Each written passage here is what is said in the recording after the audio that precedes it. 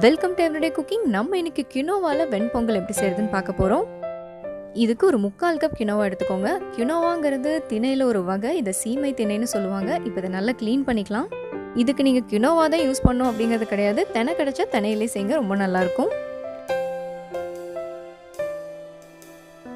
தண்ணியை வடிகட்டிட்டு எந்த கப்பில் அளவெடுத்தீங்களோ அந்த கப்புக்கு 4 கப் தண்ணி ஊற்றுங்க. இது அப்படியே ஒரு 10-15 நிமிஷம் நல்லா ஊறட்டும். அடுத்ததாக குக்கரில் ஒரு ஸ்பூன் நெய் விடுங்க. 1/2 கப் பாசிப்பருப்பை இதில் சேர்த்து நல்லா வறுக்க போகிறோம்.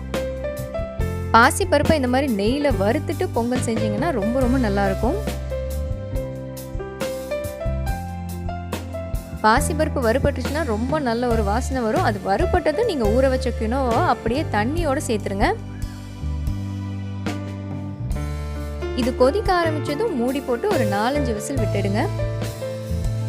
இது நல்லா கொலைய வேகணும், அப்போ தான் பொங்கலுக்கு நல்லாயிருக்கும். இதுவும் நல்லா வெந்துருச்சு.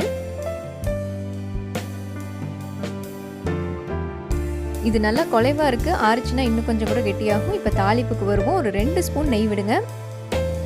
நெய் சூடானதும் 1 ஸ்பூன் மிளகு. மிளகு வறுபட்டதும் 1 ஸ்பூன் சீரகம். சீரகம் வறுபட்டதும் குட்டி குட்டியாக நறுக்கின ஒரு சின்ன துண்டு இஞ்சியும் கருவேப்பிலையும் சேர்த்துக்கோங்க. இப்போ இதெல்லாம் நல்லா வதக்கிக்கலாம். வதக்கிட்டு கொஞ்சமாக முந்திரி பருப்பு சேர்த்துக்கலாம். முந்திரி பருப்பு அளவெல்லாம் உங்கள் இஷ்டம்தான். நான் இங்கே ஒரு 10 முந்திரி பருப்பு சேர்த்துருக்கேன். முந்திரி பருப்பு நல்லா கலர் சேஞ்ச் ஆகி வறுபட்டதும் அப்படியே நீங்கள் இந்த தாளிப்பை பொங்கலோட சேர்த்தலாம்.